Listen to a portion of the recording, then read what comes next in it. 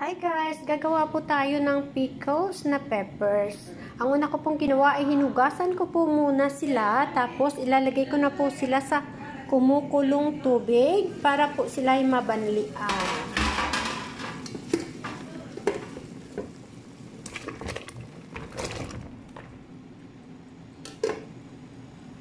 Guys, nabalian ko na po yung ating peppers. So, antayin ko na lang po silang lumamig bago ko po sila lagay dito sa ating container. Ito po. Tapos, bubuhusan ko po sila ng tubig at saka suka. Maglalagay din po ako ng asin. Guys, ito na po yung ating tubig. 4.5 liters po siya. Tapos, nilagyan ko siya ng suka na 650 ml.